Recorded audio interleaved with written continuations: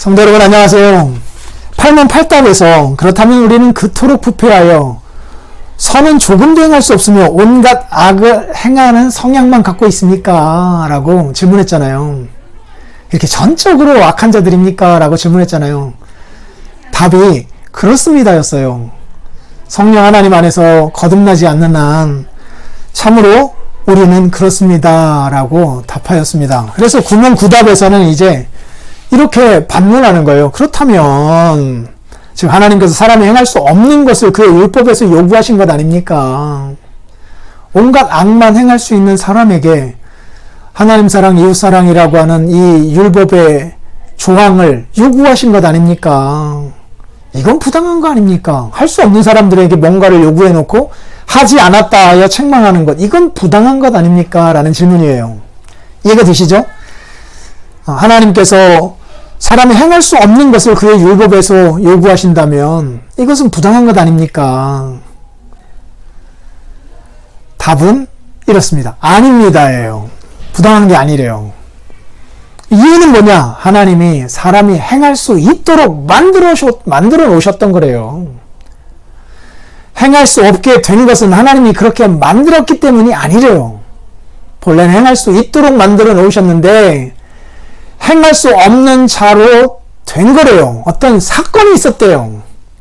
그 사건 때문에 하나님의 율법을 행할 수 없는 자로 전락한 거래요. 그것은 하나님에게 책임이 있는 것이 아니라 그 사건을 저질렀던 사람에게 그 책임이 있는 거래요. 그러면 그 사건이 뭔데요? 사람이 마귀의 꿰매 빠져 고의로 불순종하였다. 이게 사건이에요. 아담이 불순종하였던 사건이요.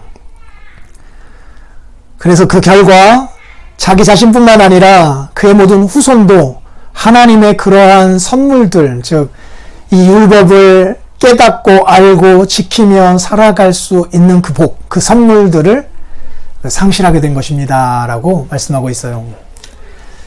예, 율법의 핵심은 하나님 사람, 이웃 사랑이고요. 그래서 율법을 많이 하면 많이 할수록 하나님도 더 많이 사랑하게 되고 이웃도 더 많이 섬세하게 사랑할 수 있게 되어서 정말 그런 사람들이 모여있는 이 공동체가 하나님의 나라 되게 하시는 것이 하나님의 원대한 계획이셨어요.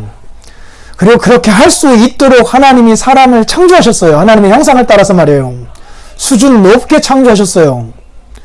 그냥 마음만 먹으면 할 수 있는 자들로 능력까지 구비시켜서 창조하셨어요. 그런데 그 이후에는요, 어떤 일이 벌었어요? 어떤 사건 이후에 도무지 하나님을 사랑할 수도 없고 이웃을 사랑할 수도 없는 온갖 악만 행하는 사람으로 전락하고 말았어요. 하나님이 그렇게 만드신 것이 아니라 행할 수 있도록 만드셨는데 어떤 사건 때문에 이 일이 벌어진 거예요. 그것이 아담의 타락 사건입니다.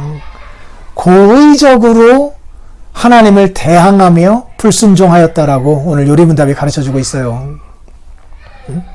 고의적인 거래요. 고의적인 거. 그래서 그 결과 아담 자신뿐만 아니라 그의 후손들도, 왜요? 후손들과 언약을 함께 묶어놓은 당사자였기 때문에 그 후손들도 이제 율법을 지키며 살아갈 수 있는 그 하나님의 선물에서 멀어진 거래요. 그래서 사람을 하나님이 악하게 창조하신 것이 문제가 된 것이 아니라, 그건 없어요. 그런 거는 선하게 창조하셨는데 고의적으로 타락하였던 것이 문제가 된 것이에요. 그것으로 인하여 우리의 모습이 이렇게 된 거예요. 이렇게 비참하게 된 거예요. 이렇게 아무 소망 없는 사람으로 전락해버린 거예요. 놀라운 것은 다시 회복할 수 있는 길을 지금 하나님께서 마련하여 우리에게 제시해 주고 있다는 거죠. 다시 한번 여러분들에게 질문합니다. 그리고 답합니다. 하나님께서 사람이 행할 수 없는 것을 그의 율법에서 요구하신다면 이것은 부당한 일이 아닙니까? 답입니다. 아닙니다. 하나님은 사람이 행할 수 있도록 창조하셨으나 사람은 마귀의 꿰매 빠져 고의로 불순종하였고 그 결과 그 자신뿐만 아니라 그의 모든 후손도 하나님의 그러한 선물들을 상실하게 되었습니다.